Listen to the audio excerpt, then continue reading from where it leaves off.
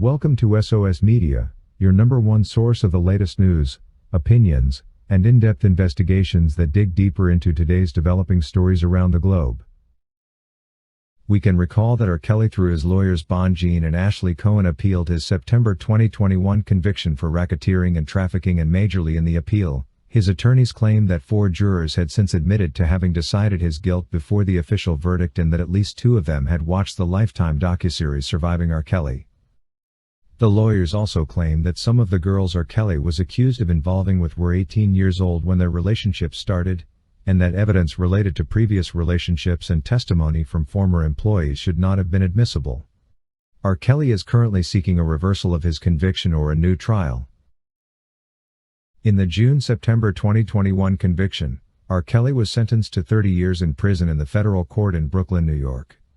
Earlier this year, R. Kelly's indictments in Illinois were dropped, with Illinois State's Attorney Kim Foxx citing the extensive sentences handed down in R. Kelly's federal case in New York. It should be noted that the Racketeer Influenced and Corrupt Organizations Act is a federal law designed to combat organized crime in the United States that was passed in 1970, and permits prosecution and civil penalties for racketeering activity performed as part of an ongoing criminal enterprise. Nevertheless, to convict a defendant under RICO, the government must prove that the defendant engaged in 2 or more instances of racketeering activity, and that the defendant directly invested in, maintained an interest in, or participated in a criminal enterprise affecting interstate or foreign commerce. The law has been used to prosecute members of the Mafia, the Hells Angels motorcycle gang, and Operation Rescue, an anti-abortion group, among many others. Now, we well know that R. Kelly's lead attorney Jennifer Bonjean is asking the Court of Appeal judges to overturn his conviction on racketeering charges in New York, basing on the fact that prosecutors misused the RICO federal statute meant to go after gang leaders, and that R. Kelly's previous ineffective and conflicted lawyers failed to keep despairingly biased jurors off the panel. The king of R&B, Robert Sylvester Kelly, was convicted in the United States District Court in Brooklyn on racketeering conspiracy charges alleging that he used his music career, wealth and fame to further a criminal enterprise. The issues that were raised by Jennifer Bonjean and the subsequent motions failed to persuade the United States District Judge Ann Donnelly to grant R. Kelly a new trial then, but we are sure these issues will be scrutinized during this appeal to the Second Circuit of the U.S. Court of Appeals proceedings, and Bonjean is likely to highlight them during the oral argument court sessions. Notable in one of those filings is Bonjean's argument that the federal government selectively fashioned the racketeering statute so it could create a case against R. Kelly. It realistically looks like the various movements, especially during the Me Too era, biased the government, and allowed the prosecutors to avoid the irritating statute of limitation concerns, this case spanning decades long. Claims that R. Kelly and his inner circle took numerous steps to fix the 2008 trial can't be looked at as accurate simply because they are alleged to have transpired 2 decades ago, and recollections of how the unsubstantiated crime unfolded have grossly faded. We also acknowledge the fact that the father of Jane, one of the key witnesses, had died the previous year, and we can't be sure what his story would have been if he had testified. Invigorated by an influential social movement determined to punish centuries of male misbehavior through symbolic prosecutions of high-profile men, the government brought a RICO prosecution against R. Kelly that was absurdly remote from the drafter's intent. Bonjean then wrote in the motion for judgment of acquittal, an argument still fronted in the appeals court today. We can also clearly see the fact that the government prosecutors fronted a flood of bad character testimony from a lineup of several witnesses that overwhelmed the jury with scandalous information about R. Kelly's alleged behavior, but had about almost nothing in relation to R. Kelly's racketeering charge. With time, we have come to learn about the lies that were told by most of these witnesses, especially the one who went by the pseudonym of Doe 5. During the trial, Bonjean's motion included pages upon pages of text messages between the girl and her mother that clearly showed that they had conspired to win R. Kelly's affection to further Jane Doe 5's music career. In one such exchange, the girl's mother tells her she should do something seductive to mess with R. Kelly. "Wink at him and bite the tip of your finger," the mother had advised.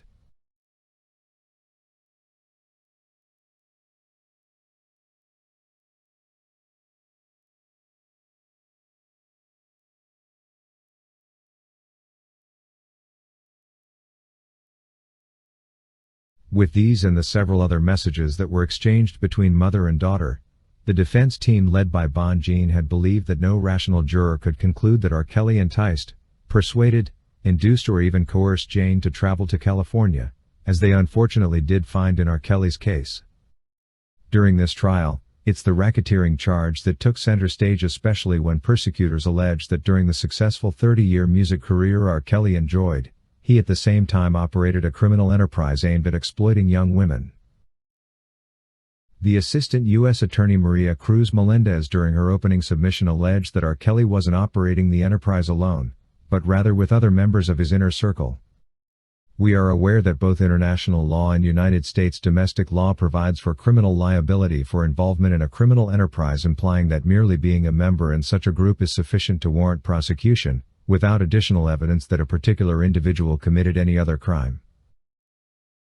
It's also clear that domestically, participation in racketeering activity is penalized under the Racketeer Influenced and Corrupt Organizations Act. It's thus quite very difficult to comprehend the fact that R. Kelly's associates, especially Daryl McDavid, who was his former business manager, and Milton June Brown, a senior assistant, were also not indicted in New York even after their names featured several times in the witnesses' submissions. Any sane person can never stop wondering why R. Kelly stood trial and was charged alone, given the fact that he headed a criminal enterprise. You thus find it difficult not to believe that this was a witch hunt targeting an individual, R. Kelly, and no one else. It is also equally unusual to hear of a racketeering case where the organizing members were left out of the trial process. But this surprisingly happened to R. Kelly. Easy to note is the fact that had Chicago dropped the second case against R. Kelly, it would mean that McDavid and Brown would have never entered any courtroom. These suspected enablers of the alleged accusations and coordinators of the alleged enterprise were eventually acquitted of any charges. Meanwhile, we all know that the appeal for the New York trial sentence is taking shape, and R. Kelly and his legal team led by Jennifer Bonjean have already highlighted a lot of flaws, misinterpretations of the law, and issues to do with injustice in the appeal brief. With such an articulate and experienced attorney as Bonjean, we are very optimistic that the appeal process will be a walkover this time. The rest of us who support and wish R. Kelly to regain his deserved freedom can follow the appeal process keenly optimistic that he by the end of the appeal will be a free man. We want R. Kelly to walk back home and resume doing what he knows best, give us more of the best of music to enjoy. Thank you for watching today's video brought to you by SOS Media. If you haven't subscribed to our channel yet, please subscribe, and hit the bell icon so you never miss any of our videos. Also remember to leave your comment about today's topic in the comment section below.